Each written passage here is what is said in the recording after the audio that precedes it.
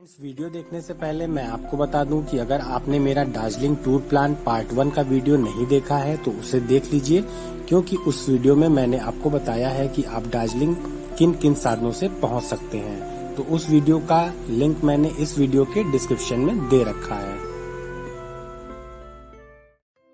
चलिए अब बात करते हैं दार्जिलिंग में कहाँ कहाँ घूमने जाएं। ये जानने के लिए पहले हमें ये जानना होगा कि दार्जिलिंग में हम कितने टाइम के लिए टूर प्लान करें। तो इसके लिए मैं आपको बता दूं, दार्जिलिंग में 2 रात 3 दिन का समय काफ़ी है। तो देखिए, अगर आप टॉय ट्रेन से दार्जिलिंग आ रहे हैं तब आपको 3 रात रुकना होगा, क्योंकि एक दिन तो आपका पूरा टॉय ट्रेन की जर्नी में ही चला जाएगा। तो बेहतर यह होगा कि आप टॉय ट्रेन में पूरा एक दिन वेस्ट ना ही करें। टॉय ट्रेन का मज़ा आप छोटी जर्नी करके भी ले सकते हैं। इसके लिए मैं आपको डिटेल बता देता हूँ। देखिए, दार्जिलिंग में टॉय ट्रेन की एक जॉय राइड कराई जाती है।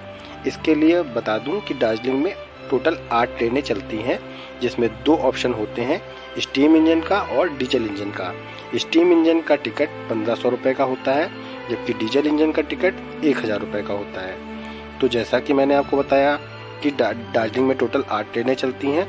तो फर्स्ट ट्रेन सुबह 9:25 पर जाती है दार्जिलिंग स्टेशन से और वापस आती है 11:20 पर। इसी तरह जो दिन की लास्ट ट्रेन होती है वो 4:30 पर दार्जिलिंग से जाती है और 6:20 पर वापस आ जाती है। तो लगभग 2 घंटे की ये जॉय राइड होती है। तो बता दें कि ये ट्रेन आपको दार्जिलिंग में कहाँ कहाँ घुमाती है। ये बतासिया लूप पर जाती है, वहाँ 10 मिनट के लिए रुकती है, जहाँ पर आप थोड़ी देर के लिए ट्रेन से उतरकर बतासिया लूप घूम सकते हैं। उसके बाद ट्रेन घूम स्टेशन जाती है, जहाँ 25 मिनट के लिए रुकती है, जहाँ पर आप घूम म्यूजियम देखने जा सकते हैं, जिसका टिकट आपके ट्रेन के टिकट में ही इंक्लूड रहता है। टोटल राइड 16 किलोमीटर की होती है। तो इस तरह आप टॉय ट्रेन की जॉय जर्नी का आनंद उठा सकते हैं। चलिए, अब टॉय ट्रेन की बात हो गई। अब हम बात करते हैं कि आप दार्जिलिंग में कहाँ कहाँ घूमने जा सकते हैं। देखिए, जब आप एनजेपी से या फिर सिलीगुड़ी से बाई रोड दार्जिलिंग आ रहे होते हैं तो रास्ते में ही आपको कुछ अच्छी जगहें देखने को मिल जाती हैं, जिसमें पहली जगह है कुरसुंग। यहाँ पर आपको आई लव कुरसुंग लिखा हुआ देखने को मिलेगा। यहाँ रुककर आप फोटोग्राफी भी कर सकते हैं। यहाँ से आपको काफ़ी अच्छे वैली व्यूज़ देखने को मिलते हैं। यहाँ से दार्जिलिंग की दूरी लगभग 35 किलोमीटर रह जाती है। उसके बाद आगे जाने पर आपको कुरसुंग रेलवे स्टेशन देखने को मिलेगा, जो कि पहाड़ों के बीच काफ़ी अलग ही दिखाई देता है। इसके बाद आप घूम पहुँच जाते हैं, जहाँ से दार्जिलिंग सिर्फ 8 किलोमीटर की दूरी पर रह जाता है। घूम में एक बहुत ही सुंदर मोनेस्ट्री बनी हुई है, जिसे घूम मोनेस्ट्री बोला जाता है। यहाँ पर आप घूम का टॉय ट्रेन स्टेशन भी देख सकते हैं। अब बारी आती है दार्जिलिंग की। जब आप दार्जिलिंग पहुँच जाएंगे तो सबसे पहले आपको अपने बजट के अकॉर्डिंग नाइट स्टे करने के लिए होटल ढूंढना होगा। तो इसके लिए मैं आपको बता दूं, यदि आप होटल दार्जिलिंग के मिड पॉइंट पर लेते हैं तो वहां से आपको दार्जिलिंग घूमने में काफ़ी आसानी हो जाएगी। तो इसके लिए बेस्ट लोकेशन होगी दार्जिलिंग रेलवे स्टेशन के पास। यहाँ आपको 1000 से 10,000 तक का रूम मिल जाएगा। जो भी आपका बजट अलाउ करे, आप वैसे होटल में रूम लीजिए। बाकी पूरे दार्जिलिंग में काफ़ी होटल हैं। यदि आउटर साइड में रूम लेते हैं तो आपको और भी कम प्राइस में रूम मिल जाएगा। बाकी अगर आप कार से आ रहे हैं तो मेन रोड के सभी होटल्स में पार्किंग की फैसिलिटी भी मिल जाती है। अब बात करते हैं कि दार्जिलिंग में कहाँ कहाँ घूमने जाएं। आप बतासिया लूप जा सकते हैं। बतासिया लूप बहुत ही सुंदर प्लेस है। ये प्लेस डेडिकेटेड है इंडियन सोल्जर्स को। यहाँ पर आपको आई लव दार्जिलिंग देखने को मिल जाएगा। यहाँ पर आप फोटोग्राफी कर सकते हैं। यहाँ पर टॉय ट्रेन का स्टॉपेज है, तो जब यहाँ पर टॉय ट्रेन आकर रुकती है तो बतासिया लूप की खूबसूरती को और भी बढ़ा देती है।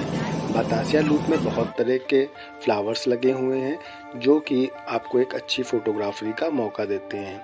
अगर आप मॉर्निंग में ही 10-11 बजे तक दार्जिलिंग पहुँच जाते हैं तो आप फर्स्ट डे रॉक गार्डन घूमने चले जाइए, जो कि दार्जिलिंग से 8 किलोमीटर के डिस्टेंस पर है। यहाँ के लिए आपको कैब मिल जाएगी, जो कि आपको रॉक गार्डन घुमाने लेकर जाएगी और वापस आएगी। कैब का जो भी चार्ज होगा वो आप ड्राइवर से बात करके तय कर सकते हैं। रॉक गार्डन जाते समय बीच में आपको चाय के काफ़ी बागान देखने को मिलेंगे। रॉक गार्डन का एंट्री टिकट 20 रुपये का होता है। यहाँ पर एक बहुत ही सुंदर वाटरफॉल है।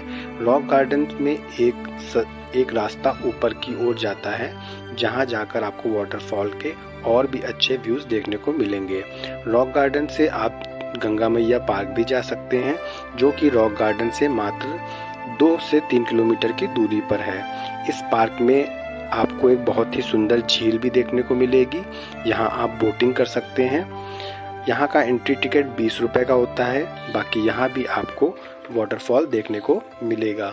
गंगा मैया पार्क के बाद आप ऑरेंज वैली टी गार्डन देखने जा सकते हैं, जो कि चाय का बागान है, जहाँ पर तैयार होने वाली चाय को आप यहाँ से परचेज भी कर सकते हैं। क्योंकि दार्जिलिंग अपने चाय के बागानों के लिए देश ही नहीं बल्कि विदेश में भी प्रसिद्ध है, तो यहाँ पर आपको चाय के बागानों के काफी अच्छे व्यूज देखने को मिलेंगे। तो डे 1 आपका इस तरह बीत जाएगा।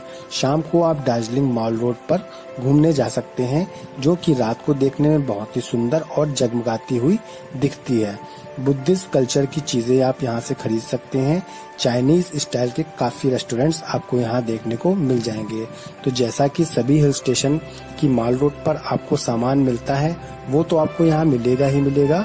इसके अलावा दार्जिलिंग में मॉल रोड पर आपको स्ट्रीट फूड्स की काफी शॉप्स मिलती हैं, जहाँ अलग अलग फूड ट्राई कर सकते हैं।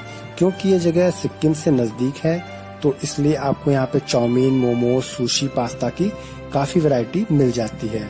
और यदि आप अल्कोहल लेते हैं तो यहाँ इस चीज की बिल्कुल भी आपको कमी नहीं है। और यदि आप नॉन वेज खाते हैं तो यहाँ आपको नॉन वेज के कंपेयर में नॉन वेज के रेस्टोरेंट ज्यादा ही देखने को मिलेंगे।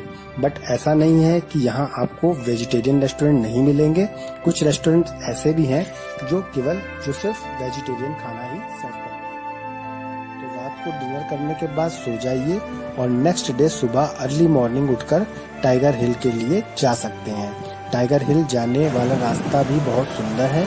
अर्ली मॉर्निंग जाने से आपको यह बेनिफिट होता है कि आपको टाइगर हिल से सनराइज देखने को मिल जाता है, जो कि देखने पर हमें एक अलग ही दुनिया का एहसास कराता है। टाइगर हिल से आपको कंचनजंगा पहाड़ियाँ तथा माउंट एवरेस्ट का व्यूज देखने को मिलता है। उसके बाद आप यहाँ लामा हाटू के लिए जा सकते हैं।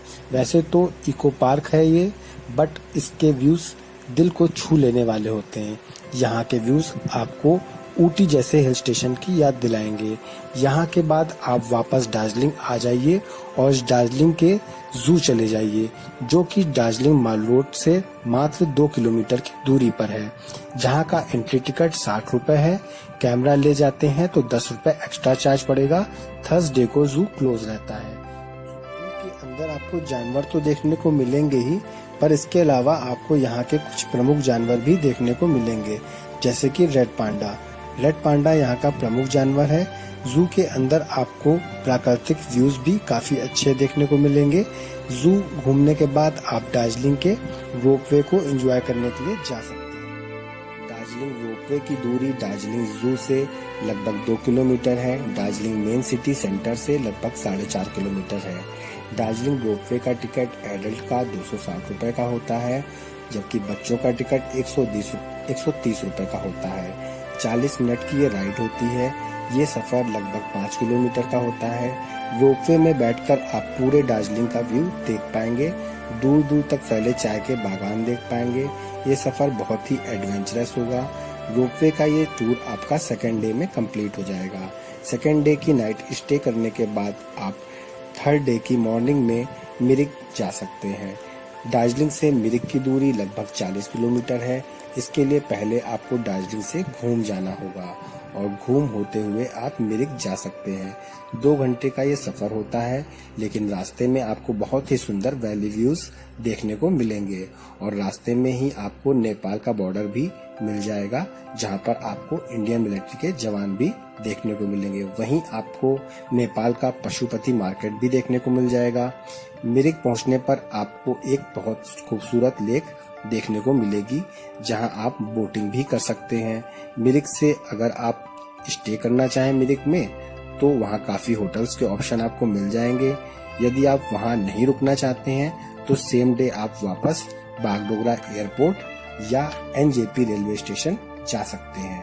तो फ्रेंड्स, अगर मैं आपको दार्जिलिंग घूमने के खर्च की बात करूं तो 2 पर्सन्स के बीच अगर आप नाइट स्टे के लिए होटल लेते हैं तो लगभग एवरेज होटल की मैं बात कर रहा हूँ 1000 से 1500 पर नाइट का रूम मिल जाएगा। अगर खाने की बात करें तो 500 तक का मील 2 लोगों के बीच एक टाइम में खर्च होगा, तो लगभग 10 से 15 हजार में आपका ये टूर हो जाएगा। बाकी आपके ऊपर डिपेंड करता है कि आप कितना खर्च करें, कितनी शॉपिंग करें, ये सभी बातें आपके ऊपर डिपेंड करती हैं। यदि घूमने के लिए कन्वेंस की बात करें तो इसके लिए आपको एनजेपी से ही टूर टैक्सी बुक कर सकते हैं, जो आपको 3 दिन या 2 दिन में सारे साइट सीन्स करा देगी और लगभग 3500 से 4500 तक चार्ज लेगी। या फिर आप दार्जिलिंग जाकर अलग अलग जगहों के लिए अलग अलग प्राइवेट टैक्सी कर सकते हैं, या फिर आप वहां के लोकल ट्रांसपोर्ट से भी घूम सकते हैं, उसमें आपका चार्ज भी कम ही लगेगा। अगर आप टेंशन नहीं लेना चाहते हैं तो मैं आपको राय दूंगा कि आप एनजेपी से ही प्राइवेट टूर टैक्सी हायर कर लीजिए। एनजेपी रेलवे स्टेशन के बाहर ही आपको काफ़ी टूर टैक्सी वाले मिल जाएंगे।